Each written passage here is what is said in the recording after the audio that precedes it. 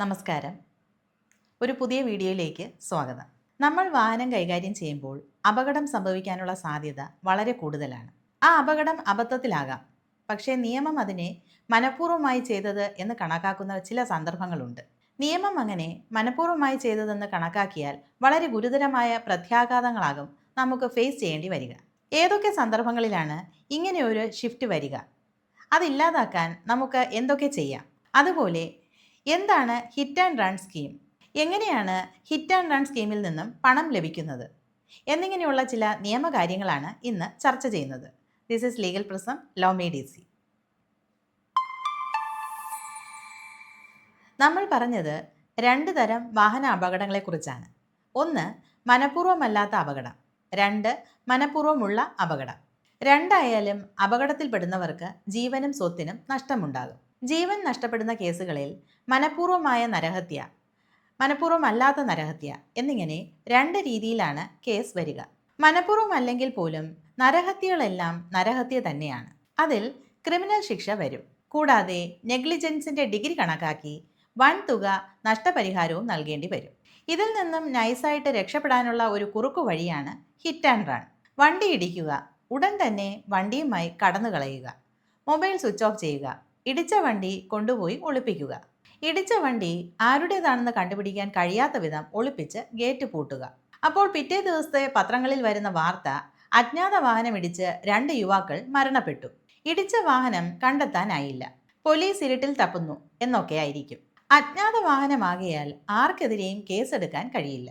എന്ന് മാത്രമല്ല, ആ വാഹന അപകടത്തിന്റെ മുഴുവൻ ഉത്തരവാദിത്വവും സർക്കാരിന് വന്നു ചേരും. നമ്മൾ നൽകുന്ന പൊതു നികുതി പണത്തിൽ നിന്നുമായിരിക്കും അപകടത്തിൽപ്പെട്ടവർക്ക് ചികിത്സാ ചെലവും നഷ്ടപരിഹാരവും ഒക്കെ നൽകുന്നത്. അപ്പോൾ അജ്ഞാത വാഹനത്തിന്റെ ഉടമ ഇതൊക്കെ കണ്ടുകൊണ്ട് ഒളിവിലിരിക്കുകയായിരിക്കും. ഇടിച്ചു തെറിപ്പിച്ച് കടന്നുകളഞ്ഞ അജ്ഞാത വാഹനത്തിന്റെ ഉടമ മനസാക്ഷിയുള്ളവനാണെങ്കിൽ ചിലപ്പോൾ ഒരു നല്ല സമരിയക്കാരനെ ഏർപ്പെടുത്തും. നല്ല സമരിയക്കാരൻ എന്ന് വെച്ചാൽ അപകടത്തിൽ റോഡിൽ വീണ് കിടക്കുന്നവനെ ആശുപത്രിയിൽ എത്തിക്കുന്ന ഒരു മൂന്നാമൻ. അദ്ദേഹം 112 വിളിച്ചു പറഞ്ഞ് ഉടൻ എമർജൻസി വെഹിക്കിൾ എത്തുകയാണ്. ഇടിച്ചു തെറിപ്പിച്ചു പോകുന്ന വാഹനാപകടങ്ങളിൽ പെടുന്ന ഹതഭാഗ്യർക്കുള്ള സൗജന്യ ചികിത്സാ പദ്ധതിയും നഷ്ടപരിഹാരത്തിനുള്ള സൗകര്യവും സർക്കാർ ഏർപ്പെടുത്തിയിട്ടുണ്ട്. ഇടിച്ചു തെറിപ്പിച്ചു പോകുന്ന മോട്ടോർ അപകടങ്ങളിലെ ഇരകൾക്കുള്ള നഷ്ടപരിഹാര പദ്ധതി 2022 പ്രകാരമുള്ള പ്രത്യേക അക്കൗണ്ടിൽ നിന്നാണ് സർക്കാർ പണം നൽകുക. നല്ല സമരിയക്കാരനും ചില പ്രിവിലേജുകളുണ്ട്. ഇവിടെ അപകടത്തിൽപ്പെട്ട വ്യക്തിയെ ആശുപത്രിയിൽ എത്തിക്കുന്ന ആളിൽ നിന്നും വിവരം ശേഖരിക്കുന്നതിന് പോലീസിന് നിയമ തടസ്സമുണ്ട്. പക്ഷേ നമ്മുടെ പോലീസുകാർ അതിസമർത്ഥരാണ്. 1-2 ദിവസത്തിനകം തന്നെ അജ്ഞാത വാഹനം കണ്ടെത്തി കസ്റ്റഡിയിൽ എടുക്കും. ഇപ്പോൾ മിക്കയിടത്തും CCTV ഒക്കെ ഉള്ളതുകൊണ്ട് അജ്ഞാത നാമാവ് എവിടെ പോയി ഒളിച്ചാലും പിറ്റേ ദിവസം തന്നെ നമ്മുടെ മുന്നിൽ വന്ന് ചിരിച്ചുകൊണ്ട് നിൽക്കും. ഇപ്പോൾ CCTVയിലൊന്നും പെടാതിരിക്കാൻ നമ്പർ പ്ലേറ്റ് ചുരുട്ടിയും മായ്ച്ചും വെച്ച് ഓടിക്കുന്ന വാഹനങ്ങളൊക്കെ പലയിടത്തും കാണാവുന്നതാണ്. പ്രത്യേകിച്ചും ഇലക്ട്രിക് വാഹനങ്ങൾ. അപകടത്തിൽപ്പെട്ടയാളെ ആശുപത്രിയിൽ എത്തിക്കുന്നയാളെ നല്ല സമരിയക്കാരൻ എന്നാണ് നിയമം കാണുന്നത്. അയാളുടെ നല്ല മനസ്സിന് നിയമം വില കൽപ്പിക്കുന്നു. കാരണം ഇടിച്ചു തെറിപ്പിച്ചയാൾ അവിടെ വാഹനം നിർത്തി അപകടത്തിൽപ്പെട്ടയാളെ ആശുപത്രിയിൽ എത്തിക്കുകയും പോലീസിനെ വിവരം അറിയിച്ച് നിയമ നടപടികൾ ചെയ്യേണ്ടതുമായിരുന്നു. അത് ചെയ്യാതെ കുറ്റക്കാരൻ ഒളിവിൽ പോയ സാഹചര്യത്തിലാണ് അപകടത്തിൽപ്പെട്ടയാളെ സഹായിക്കാൻ ഗുഡ് സമരിറ്റൻ മുന്നോട്ട് വരുന്നത്. അതുകൊണ്ടാണ് അദ്ദേഹം വലിയവനാകുന്നത്. സുപ്രീം കോടതി മാർഗനിർദ്ദേശങ്ങൾ പ്രകാരമാണ് ഇതൊരു സ്കീമായി എല്ലാ സംസ്ഥാനങ്ങളിലും നടപ്പിലാക്കിയിരിക്കുന്നത്. മോട്ടോർ വാഹന നിയമത്തിലെ സെക്ഷൻ 132 പറയുന്നത്, ഒരു അപകടമുണ്ടായാൽ ഡ്രൈവർ ആ വാഹനം അവിടെ തന്നെ നിർത്തിയിടേണ്ടതാണ് എന്നാണ്. ഇതെന്തിനാണെന്ന് ചോദിച്ചാൽ, ആ വാഹനം അപകടത്തിൽപ്പെട്ടതിന്റെ കാരണം കൃത്യമായി കണ്ടുപിടിക്കുന്നതിനും നെഗ്ലിജൻസിന്റെ ഡിഗ്രി തിട്ടപ്പെടുത്തുന്നതിനുമാണ്. വാഹന അപകടത്തിൽപ്പെട്ടയാളുടെ ഏറ്റവും വലിയ ഷീൽഡാണ് ആ അപകടത്തെക്കുറിച്ചുള്ള വിവരം ശേഖരിക്കുന്നതിനായി ആ വാഹനം ക്രൈം സീനിൽ നിർത്തിയിടുക എന്നത്.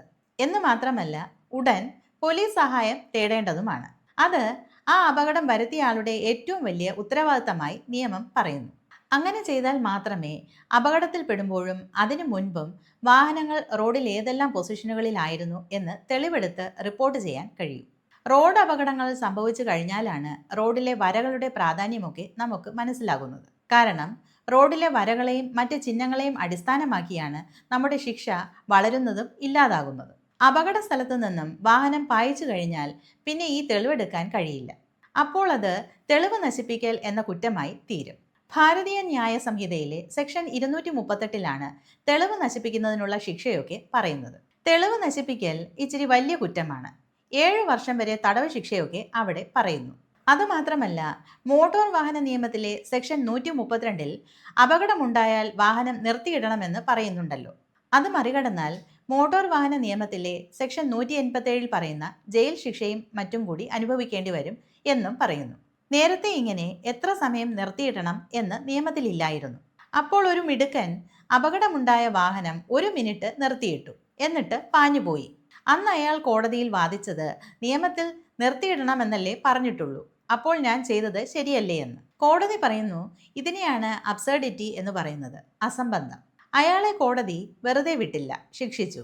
1994 ഈ സെക്ഷനിൽ ഇങ്ങനെ എഴുതി ചേർത്തു: ആവശ്യമായ അത്ര ന്യായമായ സമയത്തേക്ക് നിർത്തിയിടേണ്ടതാണ്, എന്നാൽ 24 മണിക്കൂർ കവിയാതെ.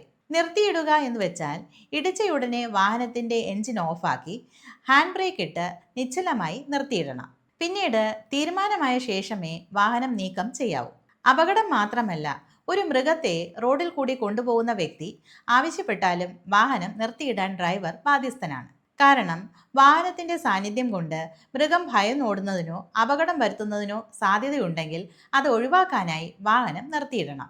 അതുപോലെ ശ്രദ്ധിക്കേണ്ട മറ്റൊരു വസ്തുത, അപകടം വരുത്തിയ ഡ്രൈവർ തന്റെ പേരും വിലാസവും വാഹന ഉടമയുടെ വിവരവും അപകടത്തിൽപ്പെട്ടയാളിന് കൈമാറാൻ ബാധ്യസ്ഥനാണ്. നമ്മുടെ നാട്ടിൽ വാഹന അപകടത്തിൽപ്പെട്ടാൽ ഡ്രൈവറെ ഓടിച്ചിട്ട് തല്ലുന്ന ഒരു പ്രത്യേക രീതി പണ്ട് നിലവിലുണ്ടായിരുന്നു. അത്തരം മോബ് ലിഞ്ചിങ് ഒന്നും ഇപ്പോൾ നമുക്കില്ല.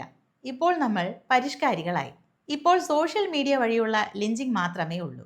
ഇനി അങ്ങനെ ഡ്രൈവറെ ഓടിച്ചിട്ട് തല്ലുന്ന കാടന്മാരുടെ നാട്ടിലാണ് നമ്മൾ അപകടത്തിൽപ്പെട്ടതെന്ന് വിചാരിക്കുക. അപ്പോൾ നമ്മൾ ചെയ്യേണ്ടത് എന്താണെന്ന് വെച്ചാൽ അപകടത്തിൽപ്പെട്ട വാഹനം നിർത്തിയിടുക, ഉടൻ പോലീസ് സഹായം തേടുക. അപ്പോൾ പോലീസ് നമ്മുടെ സുരക്ഷ ഉറപ്പാക്കും. അപകടത്തിൽപ്പെട്ടയാളെ ഹോസ്പിറ്റലിൽ എത്തിക്കുന്നതിനുള്ള കാര്യങ്ങൾ ഏർപ്പാടാക്കും. അപ്പോൾ നമുക്ക് അപകടത്തിൽപ്പെട്ട വാഹനം നീക്കം ചെയ്യാൻ അവകാശമില്ല. കാരണം അത് അപകടത്തിലേക്ക് നയിച്ച കാരണങ്ങളുടെ ഉറവിടമാണ്. അത് നീക്കം ചെയ്താൽ തെളിവ് നശിപ്പിക്കലാണ്. അങ്ങനെ ചെയ്താൽ മുഴുവൻ കുറ്റവും നമ്മുടെ തലയിൽ വരും. കേസ് കോടതിയിൽ വരുമ്പോൾ അശ്രദ്ധമായ ഡ്രൈവിംഗ് ആയിരുന്നില്ല എന്ന് തെളിയിക്കാൻ കഴിയാതെ വരും. അതുപോലെ പോലീസിൽ റിപ്പോർട്ട് ചെയ്തില്ലെങ്കിൽ മദ്യപിച്ച് വാഹനം ഓടിച്ചിരുന്നു എന്ന ആരോപണമൊന്നും എതിരായി തെളിയിക്കാൻ കഴിയാതെ വരും. ഇനി പറയുന്നത് കുറച്ചുകൂടി ഗുരുതരമായ കാര്യമാണ്. 2023 ശിക്ഷാ നിയമം പരിഷ്കരിച്ചപ്പോൾ ഇടിച്ചു തെറിപ്പിച്ചു കടന്നുപോകലിന് ഒരു സെക്ഷൻ കൂടി അതിൽ വച്ചു. Section 106 subsection 2. ഇത് അപകടത്തിൽപ്പെടുന്നയാളുടെ മരണത്തിൽ കലാശിക്കുന്ന കേസുകളിലെ ക്രിമിനൽ ലയബിലിറ്റിയാണ്. ഈ സെക്ഷൻ 106 പറയുന്നത് അലക്ഷ്യമായ പ്രവൃത്തി കൊണ്ടുണ്ടാകുന്ന മരണമാണ്. അതിന് മനഃപൂർവ്വമല്ലാത്ത നരഹത്യ എന്നാണ് പറയുന്നത്. അതിന് താരതമ്യേന ശിക്ഷ കുറവാണ്. പരമാവധി 5 വർഷം വരെ തടവ് ശിക്ഷ ലഭിച്ചേക്കാം. മനഃപൂർവ്വമായ നരഹത്യയ്ക്ക് കിട്ടുന്നത് പോലുള്ള കടുത്ത ശിക്ഷ ലഭിക്കില്ല. എന്നാൽ ഹിറ്റ് ആൻഡ് റൺ കേസുകളിൽ അത് മനഃപൂർവ്വമായ നരഹത്യയ്ക്കുള്ളതുപോലെ ശിക്ഷയ്ക്ക് അർഹത വാങ്ങിത്തരും. വാഹന അപകടം ഉണ്ടായാൽ വാഹനം നിർത്താതെ രക്ഷപ്പെടാൻ ശ്രമിച്ചാൽ അത് മനഃപൂർവ്വമായ നരഹത്യയിലേക്ക് കലാശിക്കും. 10 വർഷം വരെ ജയിൽവാസം ലഭിക്കാം. ഇവിടെ നമ്മൾ എത്തിച്ചേർന്നിരിക്കുന്ന കൺക്ലൂഷൻ ഇതാണ്: നമ്മുടെ വാഹനം അപകടത്തിൽപ്പെട്ടാൽ അതിലെ തെളിവ് നശിപ്പിക്കാതെ ഇരിക്കുക. ഉടനെ പോലീസിനെയോ മജിസ്ട്രേറ്റിനെയോ അറിയിക്കുക. പോലീസിനെ അറിയിക്കുന്നതാണ് എളുപ്പം. 100 എന്ന് ഡയൽ ചെയ്ത് വിളിച്ചാൽ മതി. 112 നാഷണൽ എമർജൻസി നമ്പറാണ്. അതിൽ വിളിച്ചാലും ആംബുലൻസ് ഉടൻ വരും. അപകടത്തിൽപ്പെട്ടയാളുടെ ജീവൻ രക്ഷിക്കാനുള്ള ഗോൾഡൻ അവറിലെ നമ്മുടെ ജാഗ്രതയാണ് നമ്മുടെ ഭാവി നിർണ്ണയിക്കുന്നത്. ഇനി നമ്മളാണ് അപകടത്തിൽപ്പെട്ടതെന്ന് കരുതുക. ഇടിച്ച വാഹനം കടന്നു കളഞ്ഞു. സർക്കാരിന് നമ്മളെ അപകടത്തിൽപ്പെടുത്തിയ അജ്ഞാതനെ കണ്ടെത്താനായില്ല. അപ്പോൾ നമുക്കുണ്ടായ നഷ്ടം നികത്തേണ്ടത് സർക്കാരിന്റെ ഉത്തരവാദിത്തമായി തീരും. അല്ലെങ്കിൽ നമ്മൾ ഓരോരുത്തരുടെയും ബാധ്യതയായി തീരും. അതിനാണ് hit and run compensation scheme. അജ്ഞാത വാഹനം ഇടിച്ച് മരണമോ പരിക്കോ സംഭവിച്ചാൽ ഒരു ചെറിയ സാമ്പത്തിക സഹായം നൽകും. പരിക്കേറ്റയാൾക്ക് 50,000 രൂപ വരെയും മരണം സംഭവിച്ചവരുടെ ആശ്രിതർക്ക് 2 ലക്ഷം രൂപ വരെയും സമാശ്വാസ സഹായം ലഭിക്കും. അപകടം നടന്ന് 6 മാസത്തിനകം ക്ലെയിമിനുള്ള അപേക്ഷ നൽകിയിരിക്കണം. ഫോറം 1 അപേക്ഷിക്കേണ്ടത്. അപേക്ഷയോടൊപ്പം police FIR copy, treatment certificate, bank account വിവരം, തിരിച്ചറിയൽ രേഖകൾ കൂടി നൽകണം. ഇതിനുള്ള ക്ലെയിം എൻക്വയറി ഓഫീസർ അപകടം സംഭവിച്ച സ്ഥലത്തെ RDO ആയിരിക്കും. അവിടെയാണ് അപേക്ഷ നൽകേണ്ടത്. ക്ലെയിം എൻക്വയറി ഓഫീസർ അന്വേഷണം നടത്തി റിപ്പോർട്ട് ക്ലെയിം സെറ്റിൽമെന്റ് കമ്മീഷണർക്ക് നൽകും. 1989 സൊലേറ്റിയം സ്കീം പ്രകാരം ക്ലെയിം കണക്കാക്കി അനുവദിക്കും. ജില്ലാ കളക്ട്രേറ്റിലായിരിക്കും ക്ലെയിം സെറ്റിൽമെന്റ് കമ്മീഷണർ ഓഫീസ് പ്രവർത്തിക്കുക. ഇത്തരം കുഞ്ഞു കുഞ്ഞു അറിവുകൾ മറ്റുള്ളവരിലേക്കും ഷെയർ ചെയ്ത് സഹായിക്കുക. ലീഗൽ പ്രസത്തിലേക്ക് വന്നതിന് നന്ദി. ദിസ് ഇസ് ലീഗൽ പ്രസം, ലോ മേഡീസ്. Thank U.